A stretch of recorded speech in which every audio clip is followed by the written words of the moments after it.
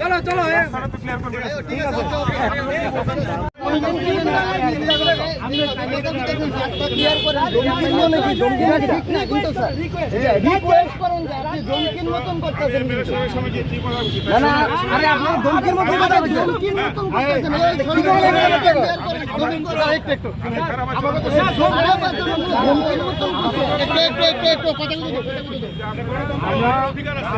আমরা রাস্তায় দাঁড়াইছি তো আমাদের মসজিদ রাস্তা সারুন না আমরা স্যার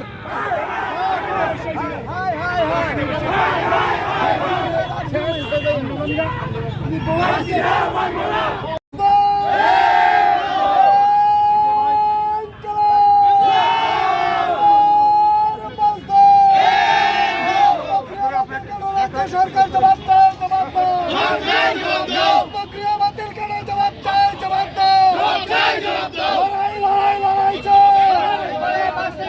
লড়াই লড়াই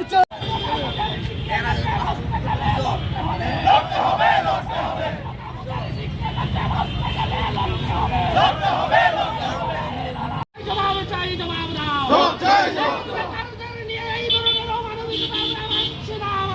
রাজ্যে গত 6 বছর যাবৎ বেকার বিরোধী বেকার মারা নীতি নিয়ে বিজেপির নেতৃত্বে সরকারটা চলছে।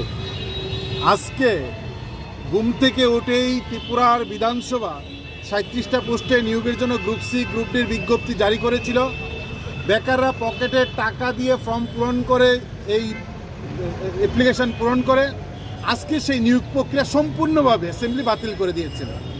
তারপর কিছুক্ষণ আগে টিপিএসসি 6টা পোস্টে টিআইটিতে অ্যাসিস্ট্যান্ট প্রফেসর নিয়োগের জন্য বিজ্ঞপ্তি জারি করে কিছুক্ষণ আগে একটা নোটিশ দিয়ে এই নিয়োগ প্রক্রিয়া বাতিল করে দিয়েছেন।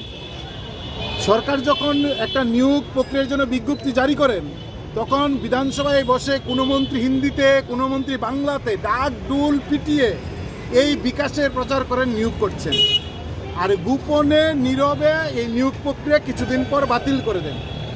আমাদের ধারণা যে বিধানসভায় যে 37টা পোস্টে নিয়োগের জন্য লক্ষ লক্ষ টাকা সংগৃহীত হয়েছে, বেকারের পকেটের টাকা নিয়োগে পূরণ করতে গিয়ে জমা দিয়েছেন। এখন সরকার যদি টাকা রোজগারের জন্য এই প্রতারণার রাস্তা বেকারদের সামনে ফাঁদ পেতে দেন, ভয়ঙ্কর এই সরকার। আমরা বামপন্থী ছাত্র যুবরা দাবি করছি রাজ্যের শিক্ষিত বেকাররা ঐক্যবদ্ধ হন। যেভাবে বেকারদের নিয়োগের প্রক্রিয়া বাতিল করছে, রাজ্যের বেকারদের দায়িত্ব নিতে হবে। এই সরকারকে আগামী দিনে বাতিল করতে হবে দ্রুত।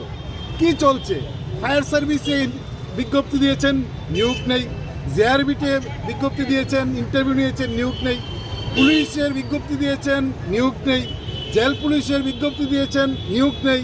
ফলে এই যে বিজ্ঞপ্তি জারি করছেন রিক্রুটমেন্টের, আর তার কোনো খবর নেই। ফলে বেকার মারা নীতি, বিজ্ঞপ্তি জারি করে নিয়োগ প্রক্রিয়া মারার প্রশ্নে সরকার যে গুরুতর অন্যায় করছেন, বেকার বিরোধী নীতি করছেন, তার নিন্দা আমরা জানাচ্ছি।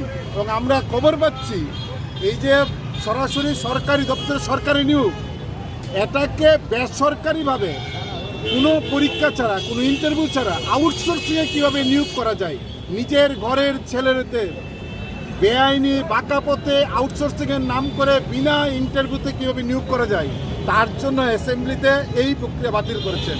আমরা তার নিন্দা জানিয়ে বেকারের কাজের দাবিতে আমরা এই মিছিল সংগঠিত করছি।